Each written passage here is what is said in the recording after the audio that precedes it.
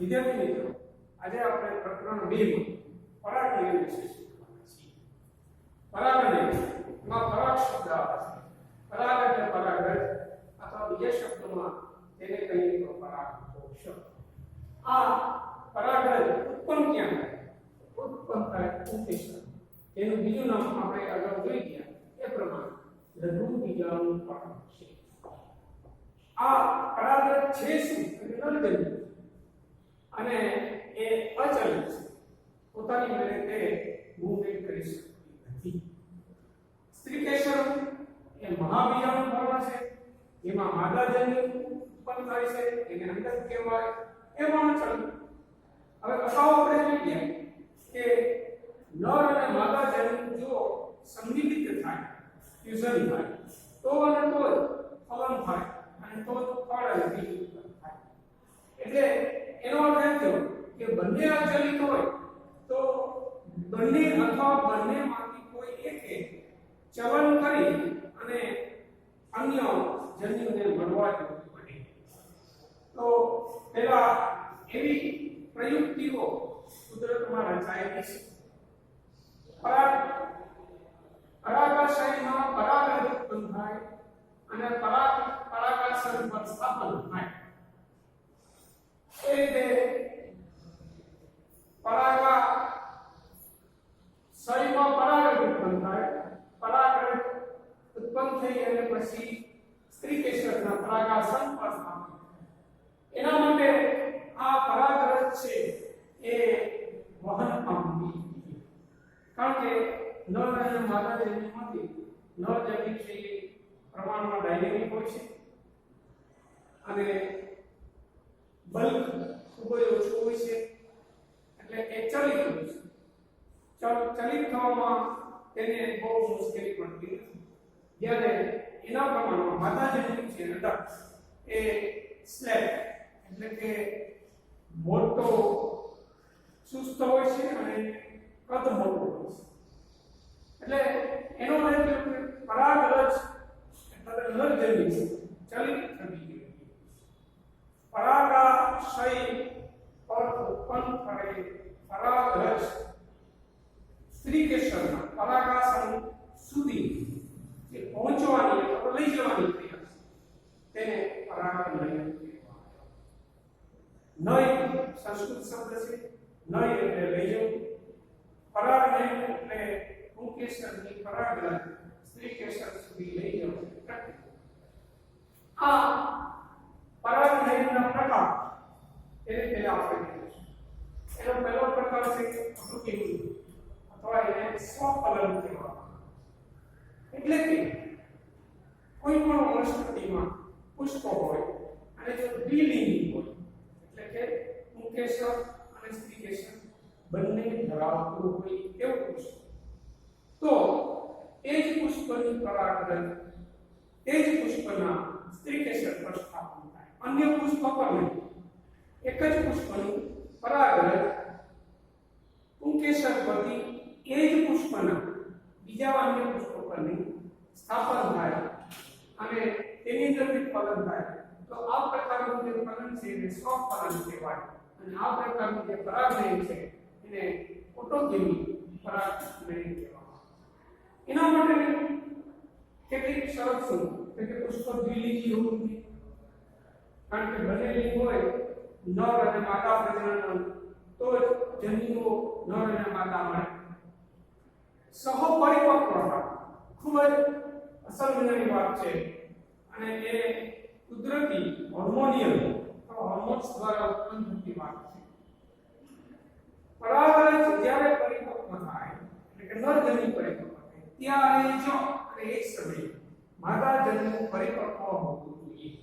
તો અને તો જ ફલન શક્ય થાય. એટલે બંને એકી સાથે સહપરિપક્વતા ને લીધે ફલન પામવાની શક્યતા વધે છે. ઉપરાંત આ પુંકેસર અને સ્ત્રીકેસરની ગોઠવણી નજદીકી હોવી કે જેને લીધે તુરંત જ પુંકેસર સ્ત્રીકેસર પર સ્થાપિત થઈ શકે. ઉપરાંત પુંકેસર અને સ્ત્રીકેસર બંનેમાં સૂક્ષ્મ ચલન કુદરતી રીતે થતા હોય છે. એટલે કે બંને વચ્ચે આકર્ષણ થાય સ્ત્રી કેસરમાં સ્થાપન થવાની શક્યતા વધે. દાખલા તરીકે આપણે જે કુળ જોઈ ગયા એમાં એપીએસી, લેમિએસી અને એક્ટેસી આ ત્રણેય કુળની વનસ્પતિઓમાં ઓટોજીવી એટલે કે સ્વફલન થવામાં. સામાન્ય રીતે પુષ્પોની વાત કરીએ તો બે પ્રકારના પુષ્પો હોય. એક હવાઈ પુષ્પ. હવાઈ પુષ્પ એટલે એવા પુષ્પ કે જેના પરાગાશય અને પુષ્પાશય બંને ખુલ્લા હોય. દાખલા તરીકે કોમેલિના બંને ખુલ્લા મોટા ભાગના પુષ્પો છે એ હવાઈ પુષ્પ છે. બીજા છે સમૃદ્ધ પુષ્પો. આ પુષ્પો એવા છે કે તે કદી ખીલતા હોર્મોનિયલ ચેન્જીસ થાય એટલે કે હોર્મોન્સ બદલે ઉત્પન્ન થાય તો તેને લીધે શું થતું હોય છે કે ડાળી ઉપર કણિકા ખીલે. આ કણિકા વધુ ખીલે એટલે ખુલ્લી થાય અને તેમાંથી પુષ્પ થાય અને ખુલ્લું પુષ્પ થાય. પણ સમૃદ્ધ પુષ્પો એવા પુષ્પો છે કે જે ફક્ત કલિકા અવસ્થામાં જ છે. એની પાંખડીઓ ખીલતી નથી. એનો અર્થ એ કે તેની અંદર રહેલું સ્ત્રી કેસર અને તેની અંદર રહેલું પુંકેસર બંને સ્વફલનની પ્રક્રિયા ભાગ લે છે. અહીં કોઈ પણ જાતના પરાગવાહકની જરૂર નથી, કારણ કે ફક્ત સૂક્ષ્મ હલનચલનને લીધે પરાગરજ ફરી પડે છે અને સ્ત્રી કેસર પર સ્થાપિત થાય છે. સામાન્ય રીતે આવા પુષ્પોમાં પુંકેસરની જે લંબાઈ છે એ સ્ત્રી કેસર કરતાં થોડી વધુ હોય છે, જેને લીધે પૃથ્વીના ગુરુત્વાકર્ષણ બળને લીધે પરાગરજ સ્ત્રી કેસર પર સ્થાપિત થાય છે. બીજો પ્રકાર છે પરાગરજ એને ગેઇકેનોગોમી અથવા એક જ વનસ્પતિ હોય એની એક ડાળી પર એક પુષ્પ હોય, બીજી ડાળી પર બીજું પુષ્પ હોય. તો એક ડાળીના પુષ્પની પરાગરજ તેની બીજી ડાળી પર રહેલા પુષ્પના સ્ત્રી કેસર પર સ્થાપિત થાય. તો આ પણ ગેઇકેનોગોમી એક પ્રકારની પરાગરજ થાય છે. એટલે સ્વફલન સાથે સામ્યતા ધરાવે છે, કારણ કે સ્વફલનમાં છે ફરક એટલો છે કે એક જ પુષ્પના સ્ત્રી કેસર અને પુંકેસર સ્વફલનમાં ભાગ લે છે, જ્યારે અહીં ગેઇકેનોગોમીમાં એક જ વનસ્પતિના જુદા જુદા પુષ્પો ફલનની અંદર ભાગ લેતા હોય છે. ત્રીજો પ્રકાર છે ઝેનોગેમી, જેને ગુજરાતીમાં પરવશ એમ કહેવામાં આવે છે. આ ત્રીજો પ્રકાર ખૂબ જ અગત્યનો છે. શા માટે? હમણાં કહીશું. ત્રીજા પ્રકારની અંદર ધારો કે એક ધતુરાણ પુષ્પની વનસ્પતિ છે, અલગ બીજી વનસ્પતિ ધતુરાણ પુષ્પની છે. એક વનસ્પતિને છોડ નંબર 1 કહીએ તો તેની પરાગરજ છોડ નંબર 2 ના પુષ્પ પર સ્થાપિત થાય. એટલે કે બંને વનસ્પતિ અલગ અલગ થઈ જાય છે. અલગ અલગ હોવાથી તેની જનીની ભિન્નતા વધુ હોય છે, કારણ કે જનીનો અલગ હોય છે. પરિણામે આ પ્રકારના પુષ્પોમાં જનીની ભિન્નતા અને પુનઃ સંયોજનને લીધે નવા ગુણધર્મો ઉત્પન્ન થવાની અથવા નવા પ્રકારના ફળ અને બીજ ઉત્પન્ન થવાની શક્યતા વધુ રહે છે. આપણે જોઈ ગયા કે પરાગનયન થવું તો જોઈએ તો જ નર અને જન્મીનો બંને નર જન્મીનો અને માદા જન્મી બંને એકબીજાને મળી ફ્યુઝ થાય, સંમિલન પામે અને ફળ અને બીજ ઉત્પન્ન થાય. તો એના માટે પરાગરજ, એને આપણે પરાગકોષ પણ કહી શકીએ, તે વહન પામવી જોઈએ. આ વહન કઈ રીતે થાય? તો એના માટે મુખ્ય 4 પ્રકારના પરાગવાહકો છે, જેના દ્વારા પરાગરજનું વહન થાય તેને પરાગવાહક કહેવાય. આ પરાગવાહક મુખ્ય 2 પ્રકાર. એક છે અજૈવિક. અજૈવિકની અંદર પવન અને પાણી આ બંનેનો સમાવેશ છે. અને બીજા પ્રકારના જે પરાગવાહકો છે તે જૈવિક છે. એની અંદર પ્રાણી અને જીવજંતુ આ બંનેનો સમાવેશ છે. પવન પરાગનયન છે એ પરાગનયનનો પહેલો પ્રકાર કહી શકાય. પરાગવાહક તરીકે જો પવન હોય તો અને એના દ્વારા જો પરાગરજનું વહન થતું હોય તો એને પવન પરાગરજ કહેવાય. અંગ્રેજીમાં એને એનિમોફિલી કહેવામાં આવે. હવે પવન દ્વારા પરાગરજ ઉડી અને બીજા અથવા તો તેજ પુષ્પો ઉપર પડે, આવી શક્યતા બરાબર સ્ત્રી કેસર ઉપર જ પડે અને એ જ પ્રકારના એ જ જાતિના પુષ્પો પર પડે એ બહુ શક્યતાઓ ઓછી છે. એને લીધે કુદરતી રીતે તેમાં પરાગરજનો વધુ જથ્થો ઉત્પન્ન થાય. વળી આ પરાગરજ પવન દ્વારા ઉડવી ભારે હોય તો પૃથ્વીના ગુરુત્વાકર્ષણને લીધે નીચે બેસી જાય છે. પણ જો આ પરાગરજ છે એ નાની હોય, પ્રમાણમાં નાની એટલે બલ્કી હોય, એટલે કે કદ ઓછું હોય, જેને લીધે એક થોડું ફ્લાય એટલે કે હવામાં ઉડી શકે. સૂકી હોય, ભીની હોય તો એનું વજન વધી જાય, નીચે બેસી જાય, પણ સૂકી હોય છે. લીસી હોય છે જેને લીધે એના અવરોધો ઓછા, હવાના અવરોધો ઓછા મળે છે અને હલકી વજનથી હલકી. આ પ્રકારની પરાગરજ એ પવન પરાગમય દ્વારા આ વનસ્પતિઓ ઉત્પાદન પામે તેમાં જોવા મળે છે. વળી ઘણી વનસ્પતિ આમાં સામાન્ય રીતે તમે જોશો તો નર ઊંચાઈ હોય છે, માદા ઊંચાઈ એટલે કે ઊંચી ડાળી પરથી જે નર હોય છે એટલે કે પુંકેસર પરાગરજ અને નીચી ડાળીના સ્ત્રીકેસર પર પડવાની શક્યતા છે એવી હોય છે. વળી પરાગાસન કેવું હોય? કોઈ પરાગરજને ગ્રહણશીલ કરવાની એટલે કે ગ્રહણ કરવાની એટલે જવાનું જવાનું. એટલા માટે પરાગાસન પણ એક અનુકૂલિત થયેલું છે. જેમ કે શાખિત હોય, વધુ શાખા હોય તો આડો આજુબાજુથી ઝીલી શકાય. પરાગરજ પીછાયુક્ત હોય છે. પીછાયુક્ત હોવાના લીધે પીછું કેમ ધ્રુવની રચકણને આકર્ષી લે, પરાગરજને આકર્ષી લે છે. રોમમય હોય એટલે કે તેની અંદર બારીક વાડ જેવા પાતળા રોમ હોય છે જે પરાગરજને સ્થાપિત થયા પછી ફરી ઉડીને અનેક જગ્યાએ ન જઈ શકે એવી વ્યવસ્થા હોય છે. અને પરાગાસન ચિકાસયુક્ત હોય છે. મોટા ભાગની વનસ્પતિના સ્ત્રીકેસરના પરાગાસન ચિકાસયુક્ત હોય છે, કારણ કે શર્કરાયુક્ત હોય છે. શર્કરામાં ચિકાસ હોય છે. ચિકાસને લીધે પરાગરજ સ્થાપિત થઈ ગયા પછી આડી અવળી જઈ શકે. ઉપરાંત આ બધા પવન પરાગમય છે જેમાં થાય છે એ બધા પુષ્પોને નથી હોતું શું? વિશિષ્ટ રંગ નથી. કારણ કે આકર્ષણ પવનને કે આકર્ષવાનું કાર્ય પુષ્પ કરી શકતું નથી. આકાર વિશિષ્ટ ઉત્પન્ન કરી પવનને આકર્ષવાની જરૂર નથી. ગંધ એટલે તેની અંદર દુર્ગંધ સુગંધ બંને આવી જાય, પવનને દુર્ગંધ સુગંધ નડતી નથી. મધુ એટલે કે મધ જે પુષ્પની અંદર જે મધુરસ હોય છે તે, આ બધી વસ્તુઓ એ પવન પરાગમય દ્વારા પરાગિત થતી વનસ્પતિમાં જોવા મળતી નથી. દાખલા તરીકે મકાઈ, ઘાસ, નાળી. બીજો જે પ્રકાર છે એને જલ પરાગમય. જલ એટલે પાણી. પાણીની વાત કરીએ તો હાઇડ્રોજન ઓક્સાઇડ H2O, તો એના ઉપરથી આ નામ આવેલું છે હાઇડ્રોફિલિક. માત્ર આખી દુનિયાની 30% વનસ્પતિમાં જ હાઇડ્રોફિલિક થાય છે. 70% બાકીના આવી જાય છે.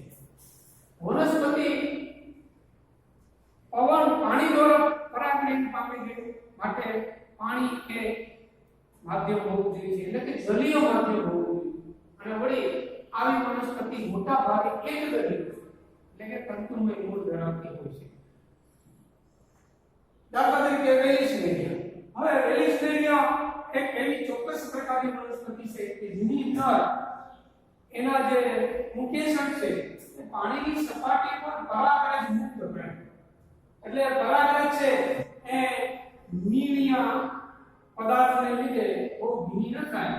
એ જ વખતે માદા સ્ત્રીકેસર છે એ એક વૃંદ ઉત્પન્ન કરે, સ્પ્રિંગની જેમ નીકળાય અને એને લીધે પાણી અંતરવલય પામે અને જે ઉત્પન્ન થયેલી પરાગરજ છે એ આડી આવડી જાય એની પેલા હોર્મોનની અંદર ફસાઈ ગયેલી વસ્તુ કેમ વચ્ચે સેન્ટરમાં નીચે જાય છે તો બરાબર સ્ત્રીકેસર ઉપર પડે અને જેવી સ્ત્રીકેસર પર સ્થાપિત થઈ જાય એટલે વૃંદ છે એ એ ઓટોમેટિક સંકોચાઈ જાય સ્પ્રિંગની અને એ ફલન પામી ગઈ કહેવાય. તો આ પ્રકારની મેલિસ્નેરિયાની અંદર કુદરતી રચના દરિયાઈ ઘાસ જેને જોસ્ટેરા કહેવામાં આવે છે એ પાણીમાં નિમગ્ન છે કારણ કે પાણીની અંદર ડૂબેલું છે. તો એ પાણીની અંદર જ પરાગરજ થાય છે. એટલા માટે પરાગરજ પુંકેસર પરથી ઉત્પન્ન થઈ સ્ત્રીકેસર પર સ્થાપિત થાય સતત પાણીમાં રહેવાનું હોવાથી તે સડી જાય છે નહીં. એટલા માટે એની ઉપર એ પરાગરજ ઉપર એક સ્પેશિયલ મિસિલેસ નામના રસાયણનું કોટિંગ હોય છે કે જેને લીધે એ સડી જતી નથી અને મોટે ભાગે આમાં પણ આ સરખી હાઈટ અથવા પછી એમાં સ્ત્રીકેસર કે ઓછી હાઈટ પાણીમાં ડૂબેલા નિમગ્ન હોય છે. ત્રીજો પ્રકાર છે એ પ્રાણી પરાગરજ. પ્રાણીને અંગ્રેજીમાં ઝૂ કહેવામાં આવે છે. એના ઉપર આ પ્રકારના પરાગરજને ઝૂકિંગ કહેવામાં આવે છે.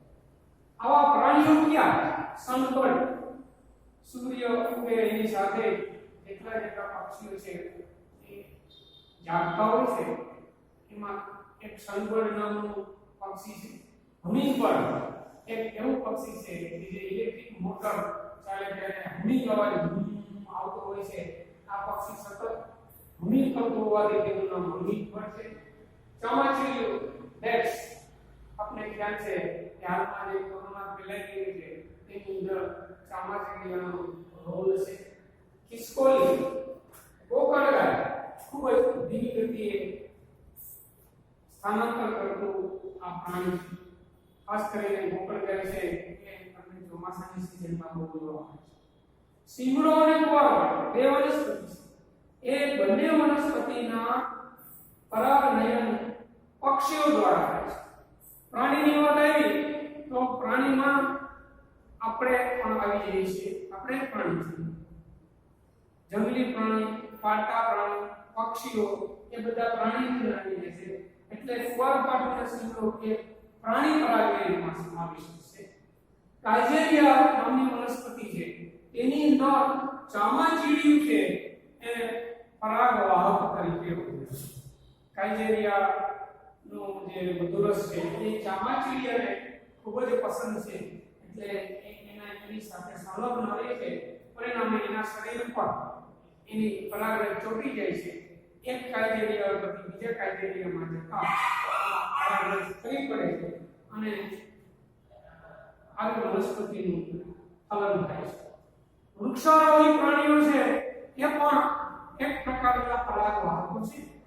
દાખલા તરીકે પ્રાઇમેટ જૂથમાં એટલે આપણે પણ આવીએ છીએ તો એની અંદર રહેલા વાંદરાઓ એમાં ખાસ કરીને લેમુ અને લાલ પાંડા. તમને ખબર છે લાલ પાંડા કપકા વાંસની કુમળી ડાળીઓ ખાઈને નિભાવ કરે છે અને તેને લીધે હાલમાં રાષ્ટ્રીય કરે છે કારણ કે વાંસ છે એ પોતાની આખા જીવનકાળમાં એટલે 50 થી 100 વર્ષમાં એક જ વખત પુષ્પો છોડ કરે છે અને એક જ વખત કુમળી ડાળીઓ ઉત્પન્ન કરે છે. તો એ પ્રાણીઓ પણ આની અંદર પરાગનયનમાં ભાગ લે છે. આપણે પણ હાથ એક પુષ્પમાં અડકી બીજા પુષ્પને અડકી ત્યારે આપણા હાથની સપાટી પર પરાગરજ છૂટી જાય છે અને જાણીને જાણું આપણે પણ પરાગવાહક તરીકે વર્તીએ છીએ. રોડન્ટ એ પતનશીલ પ્રાણીઓ છે એટલે કે કોરીને ખાતા પ્રાણીઓ છે.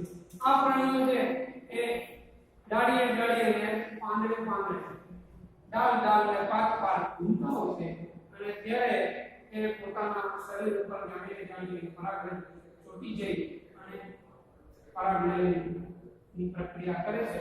સરીસૃપ વર્ગના પ્રાણીઓ છે. ગેકો ગરોળી એ પણ પરાગવાહક છે અને કાચિંડો આ પણ પરાગવાહક છે. કાચિંડો અથવા કેમેલિયનની વાત આપણે કરીએ તો રક્ષણ અને ભક્ષણ માટે રંગ પરિવર્તન અનુભવતો પ્રાણી એ કાચિંડો છે અને એ જુદા જુદા ડાળી પાંદડા જુદી વનસ્પતિઓ ઉપર જાય છે અને ભૂલી ચૂકે એના દ્વારા પણ પરાગનયન થતું હોય છે. ચોથો જે પ્રકાર છે એને એન્ટેમોફિલી કહેવામાં આવે છે. આ એન્ટેમોફિલી એટલે જીવજંતુઓ દ્વારા થતું પરાગને જીવજંતુઓ પણ ઉત્તમ પ્રકારના પરાગવાહક છે. આ ખરેખર જીવજંતુઓ એ પ્રાણીમાં જ આવી જાય પણ એનો ઉપપ્રકાર છે. કીટકો અથવા તો જીવજંતુઓ ને બીજા શબ્દોમાં કીટકો કહીએ એ નું આકર્ષણ બહુ જરૂરી છે. એટલે કે કીટકોને આકર્ષવા માટે પુષ્પો શું ધરાવે છે? વિવિધ પ્રકારના રંગ જેમ આપણને જુદા જુદા મનપસંદ રંગ હોય છે તે કીટકોને પણ તેની રુચિ અનુસાર જુદા જુદા રંગ એમને પસંદ હોય છે. એટલે પુષ્પો એવા રંગ ધરાવે છે કે જેથી કીટકો દૂરથી પણ આ રંગ જોઈ અને પુષ્પ પ્રતિ આવે અને પુષ્પની પાસે આવતા એના સાનિધ્યમાં પરાગ વાહક તરીકે વર્તી જાય છે.